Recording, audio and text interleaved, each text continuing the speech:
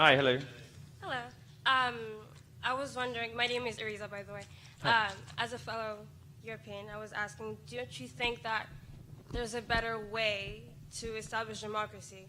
Like, do you really think that America is the best democracy that we've ever had? In the history of human civilization, yes. But something like, I don't know, like Scandinavian countries maybe, don't you think that they have better type of democracy than we do? Yeah, people sometimes say this, and I think that Norway, for instance, doesn't really have an economy because there's such abundant natural resources. It doesn't make much sense to praise them in economic terms. But these countries are socialist. These are countries where there are higher property taxes for houses that have sea views.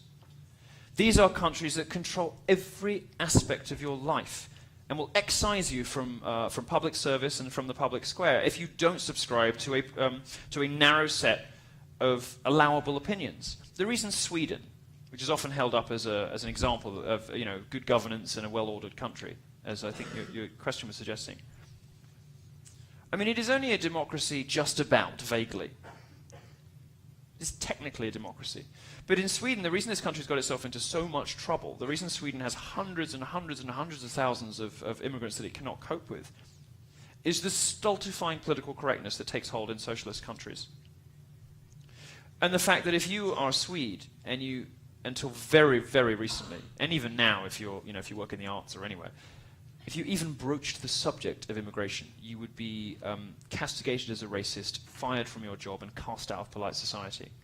It's difficult for me, hearing people praise these supposedly wonderful Scandinavian nations, to look out on them and to look at the narrow range of acceptable opinions when you compare it to somewhere like America, and praise them in any way whatsoever. So I have to tell you no. I can't think of a better example than America of a country that is still, by and large, pretty free. Scandinavia is in a real mess, and it's in a real mess precisely because it has not. Its voters haven't voted for freedom; they voted for stultifying control from their governments. There was probably a little while when Scandinavian countries were doing okay, but they're not anymore. And America, by and large, is still all right. Thank you. Thanks.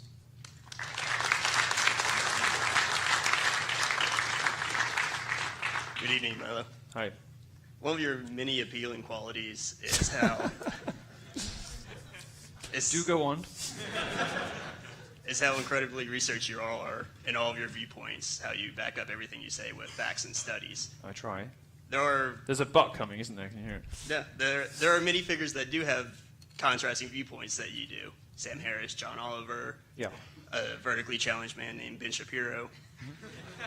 So my question is, what current political figures or other advocates out there that do have contrasting viewpoints from you that you respect as being credible? Well, the problem is there aren't very many clever lefties left, They've sort of forgotten how to argue over the last 30 years. I mean, it's difficult. One of the reasons there's so much political tension in this country is people talk past each other. The right tends to talk with reason, logic, facts, and history, and the left tends to talk with feelings, grievance, and victimhood. These are different languages. It's like trying to dance about architecture. I mean, it's like, there's so little that these people have in common that it's very difficult to sort of say, well, I just don't respect that vision of the universe. I don't respect a model of politics or of social policy or of anything else that is based on feelings instead of facts. I don't respect the point of view that privileges subjective grievance mongering and the indulgence of victimhood, conspiracy theories, fake history, and name calling and language policing. And these are not just the tools, but also the philosophies of the left. I don't respect them. I don't respect any of them. And there are people that I disagree. I mean, people that I love and admire, like Christopher Hitchens. I don't agree with him on anything. I wish he'd never written the book about God. I think this is by far his worst book, second only to his terrible book about Mother Teresa. There are people I admire hugely. I don't agree with on everything. But if you're asking me if there's somebody really on the other side of the political divide who I think is great, I really don't. I mean, look at the quality that you have on the right. I mean, we joke about Ben, but Ben is one of the sharpest minds in media in this country. He's an incredibly fucking smart guy. Really fucked it up with Trump, and now his career's gone. But he's a very smart man. We don't agree on everything. But where's the Ben Shapiro of the left? Where's the Milo of the left? Where's the where are any if you, the intellectual titans? Where's the Thomas Sowell of the left? They don't have them. They just don't. And that wasn't always the case. But I can't honestly tell you, and I wish this were different, because we are at our best when we have strong adversaries, when we have opponents who are at the height of their powers, because it keeps you honest, keeps you on your toes, makes you the best that you can be. But I'm getting really lazy, because there just aren't enough good people on the left anymore. And there's a real problem with talent on the left. I see a lot of young Republican, gifted writers, artists, musicians. Nobody will give them the time of day because they have the wrong politics. The left has the opposite problem. It has odious, untalented people like Amy Schumer and Lena Dunham, who we are required to love, though they have no redeeming qualities whatsoever and nothing interesting to say about anything. And the left has a real talent problem. So I'm waffling because I don't know. I can't answer your question. Sorry.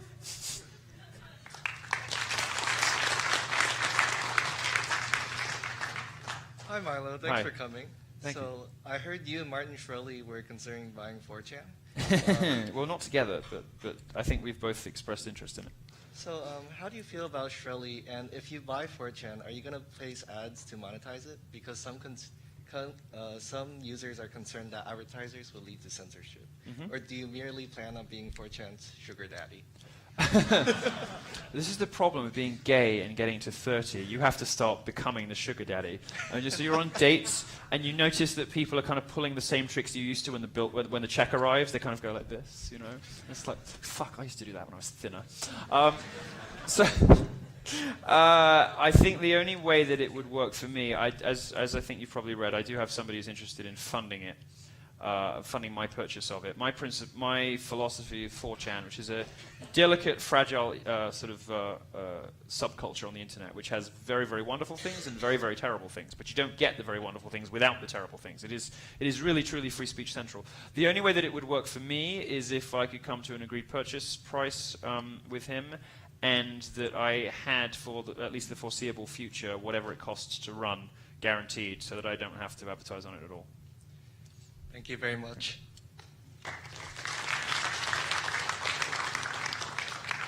Not a huge amount to run. I think somebody estimated it was about $6,000 or $7,000 a month.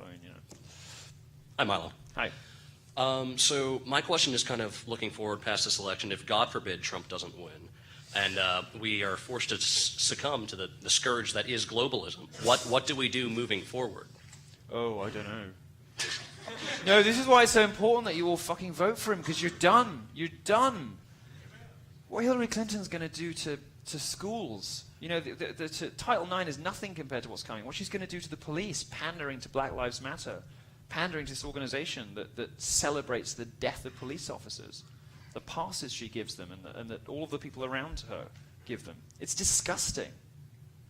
It's morally abhorrent.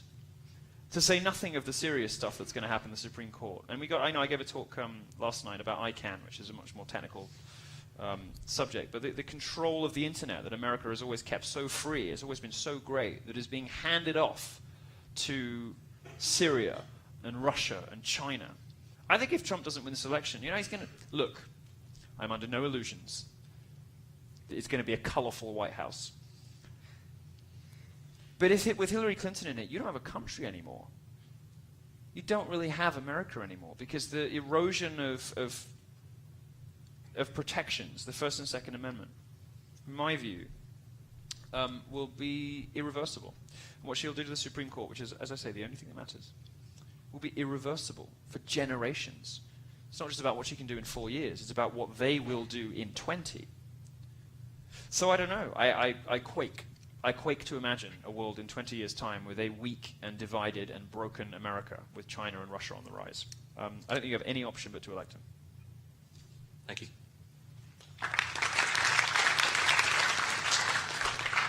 Hello? Hi, so my question is, with so many sources reporting that net immigration from Mexico is at zero, or at least very close to zero, why is it that so many people, including Trump, are making such a big deal out of it? Well, the best explanation of this that I've heard is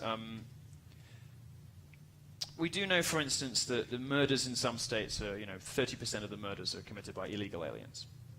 We do know that huge percentages of really very serious crimes are committed by people who don't have any right to be here. And I don't know that it's so much for Trump or for me a question of net migration. It's not really about numbers. It's about who you want in.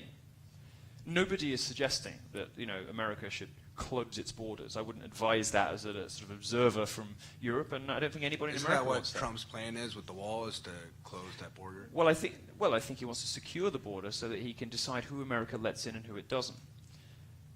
If net migration from Mexico is zero, it might be in America's interest that it stays zero forever, because it might be better to get doctors and lawyers and accountants and teachers from Australia or from the UK or from Canada. What's happening at the moment is that pretty much anybody can sneak in if they're persistent enough, and you've got people committing horrendous crimes who just shouldn't be here at all. And for me, I'm a fan of the Australian point system, which, if you don't know what that means, it's sort of basically Australia decides every year, right, what do we need, right? We're short on doctors, we've got tons of teachers, so we're not going to let teachers in. We're short on doctors, we're short on, plumbers even.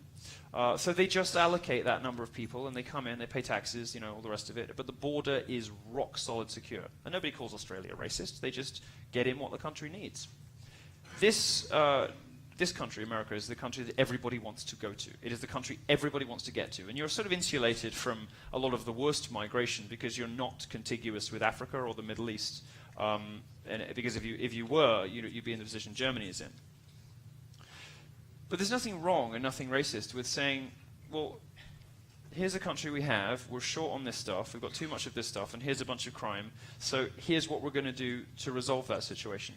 For me, I don't think, putting a halt to Muslim immigration, as a gay man, I'm quite comfortable with that.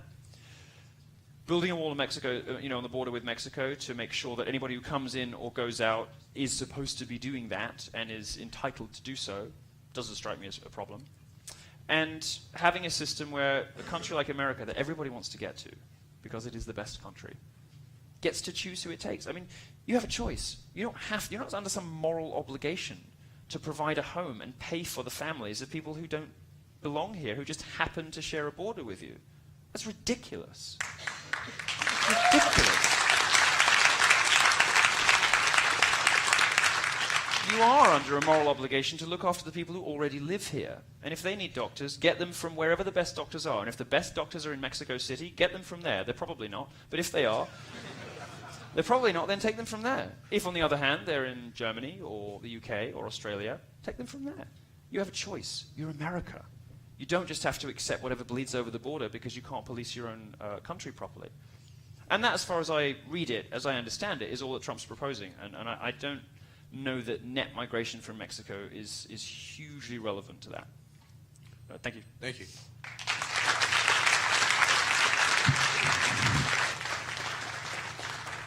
Thank you very much for listening. It's been a more serious talk than normal. But it's a very serious subject, and I was told that Vanderbilt was one of those schools where people would like to hear something a bit meatier. So thank you very much for listening to me. If you want to come say hi afterwards, I think somebody will tell you when and where that's going to happen. But thank you very much for having me. Cheers.